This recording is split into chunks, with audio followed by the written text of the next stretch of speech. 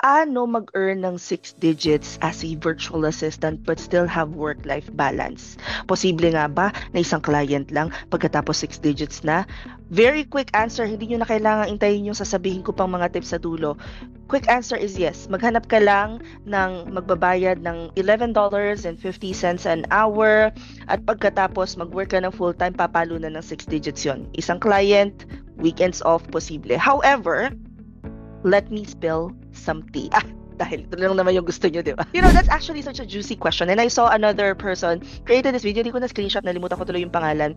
But it tackles both the money mindset and the freelancing lifestyle strategy. As someone who's been in the industry for 16 years now, and I have been answering this question since I started creating contents here on TikTok, the way that I would frame yung aking answer in such a way na hindi ko niro-romanticize yung trabaho namin dahil mahirap din naman talaga siya. But at the same time, letting you know that it is possible and it's also practical to have that kind of life kasi kaya ka nga nag-work from home, diba? Earning 6 digits as a virtual assistant isn't just about working more hours or getting more clients. No.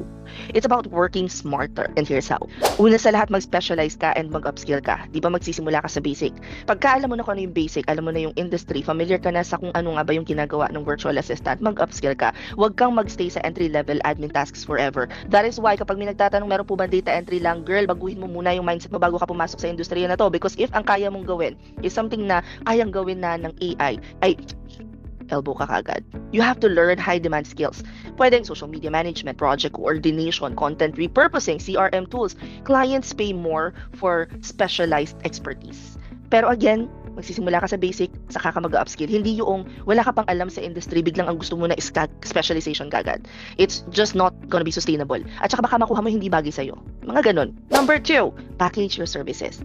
Instead of just charging per hour, create a service package kapag alam mo na kung ano yung forte mo. Example, if you manage email, calendar, weekly reports for, say, 25,000, 1 to 2 hours per day for X amount per month. This gives you consistent income without being chained to the clock. Number 3, set boundaries and systems. Use tools like ClickUp, Slack, Notion para streamline yung work mo. Mag-set ka ng clear client communication times para hindi ka naman on call 24/7. You also have to remember that balance comes from systems and boundaries. Number 4, choose the right clients. High-paying clients value results, not hours. When you work with the right ones, you don't have to juggle 10 clients just to hit that 6 digits. Promise, kayang-kaya. Now, if this is something na hindi nyo pa ginagawa ngayon, pero matagal na kayo nag-work from home, you might as well start delegating and automating. Eventually, kasi you can outsource parts of your work or use automation tools. That's how you're going to scale without burning out. So yeah, you can earn 6 figures and still have a life. It's all about value and not hustle. If you guys want more VA tips, mag-comment na lang kayo dyan. Also, comment any questions you guys have about working from home